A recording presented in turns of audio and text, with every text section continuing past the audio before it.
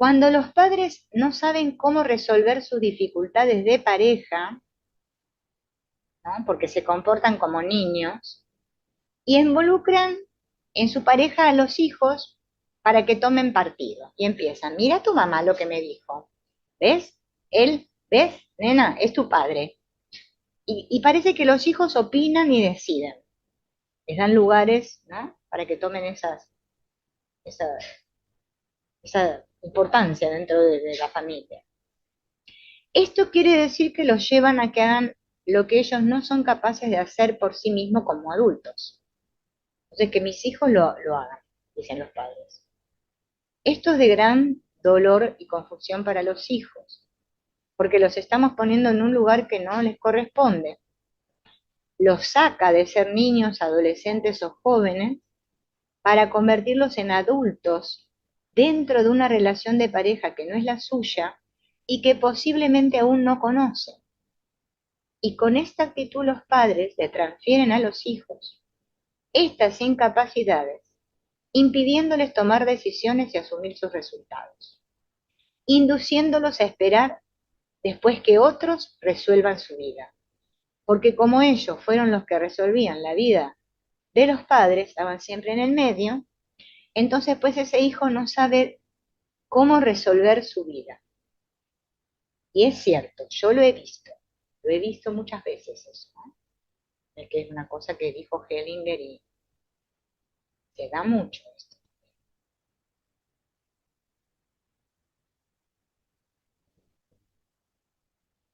¿Qué frase podemos usar? Papá, mamá, las dificultades entre ustedes son entre ustedes y con ustedes las dejo para que las resuelvan. Yo solo soy el pequeño, el hijo.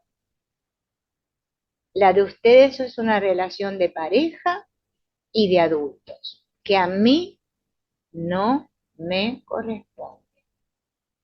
Esa es una gran frase sanadora que muchas personas lloran cuando tienen que decir eso, porque estuvieron cargando mucho tiempo, ¿no? Esto.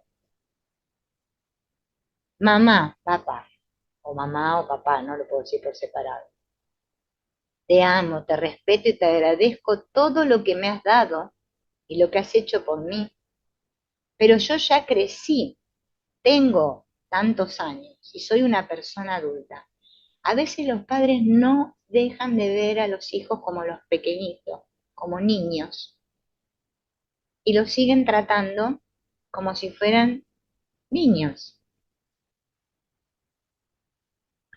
Y eso tampoco es bueno. Te pido por favor que me sueltes y me permitas sacar mi vida adelante. Sé cuánto me amas y por ese amor te pido que me permitas hacerlo por mí mismo para aprender. Así me equivoque. Los padres que no quieren que los hijos se equivoquen. Que le andan poniendo alfombritas así por delante para que nada les pase. Algunos hijos enfadados con sus padres les reprochan y reclaman incesantemente.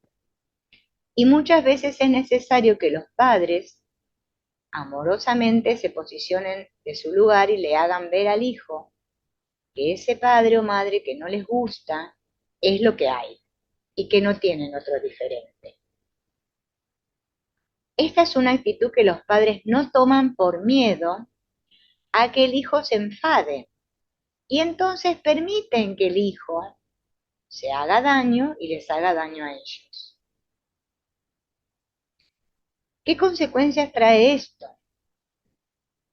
De los padres que no responden a los reproches de los hijos. Hijos inseguros, porque no saben de límites. Hijos desubicados en todos los sentidos. Y dificultad para la toma de decisiones y relaciones de pareja. Querido hijo, hice lo mejor que pude. No lo pude hacer diferente. Esta es la madre o padre que tú tienes y con eso tienes que vivir. ¿Bien? Normalmente en la adolescencia es donde se detona todo esto, ¿no?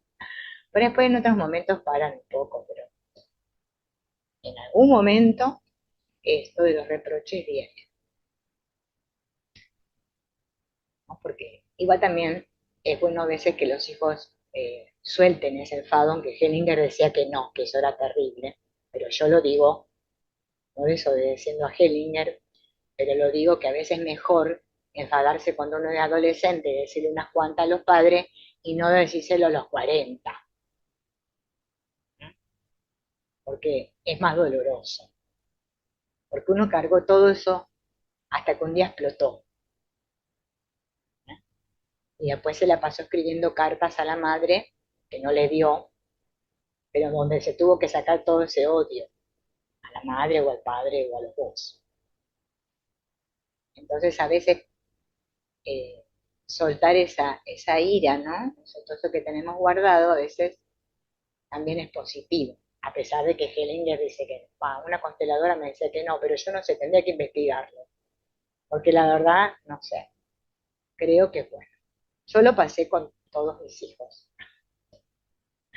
Digo, ahí viene la factura, y empiezan a alargar, y te la dan con todo, ¿no? Y bueno, a veces es bueno, ¿no? Que lo digan para ellos. Nosotros también lo tenemos que haber dicho en algún punto a nuestros padres, porque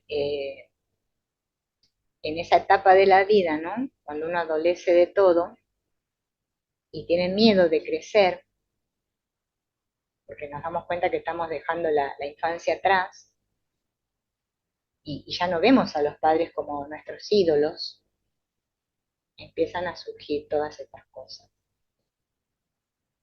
Como hijos, soltar el dolor de los padres. Este también es otro tema que se da. Esto creo que ustedes dirán que tiene que ver con la pareja, pero lo puse porque tiene que ver, porque si nosotros no hacemos todos estos trabajos previos con los padres, es después los llevamos a la pareja. ¿Qué es soltar el dolor de los padres, no? La rabia, el abandono y el dolor que sufrieron los antepasados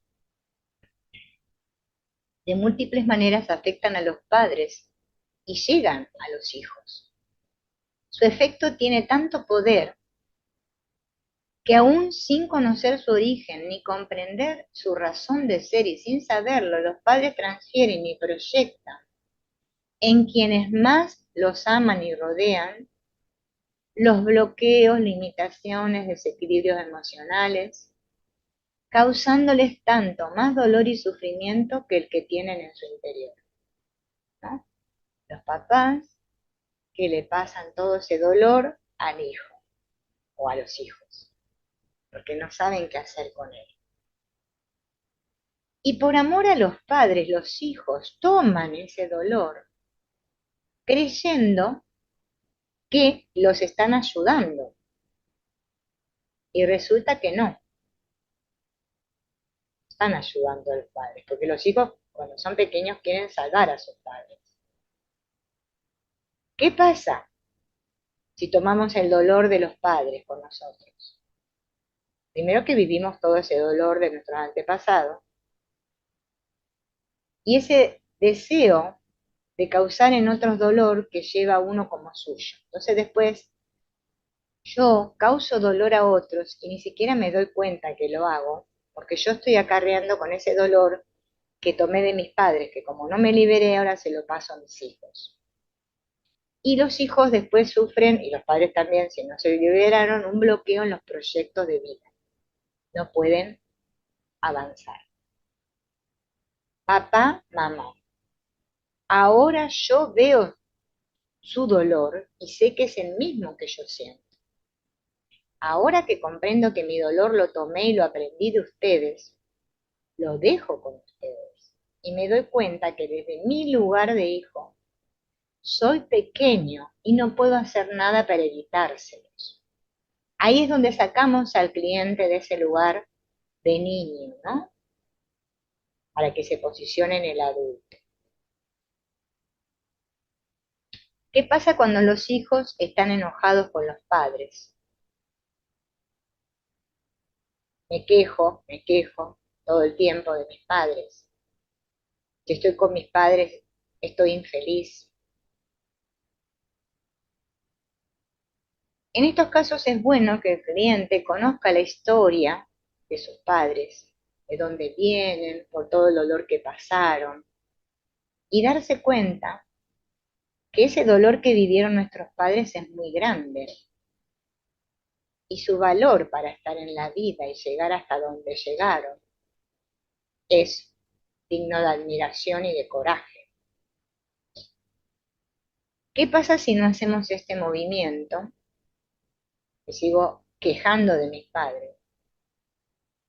Voy a vivir situaciones de falta de reconocimiento y respeto, y aparte de no respetar y reconocer a mis padres, ¿no? Pero lo voy a vivir yo también. Voy a tener dependencia emocional, voy a depender de los estados de ánimo de mis padres, o yo voy a manifestar eso también, los estados emocionales de mis padres, sin darme cuenta a nivel inconsciente, ¿no? Voy a perder fuerza y no voy a estar en mi lugar. Todo por seguir enojada con mis padres. Papá, mamá, ahora sé que hicieron por mí lo mejor que pudieron con lo que sabían y con lo que tenían en su corazón. Ahora que lo sé, los puedo ver con respeto, honra y amor. Y ahora puedo tomar para mí, para mi vida, lo mejor de ustedes. Gracias, los amo y los llevo en mi corazón.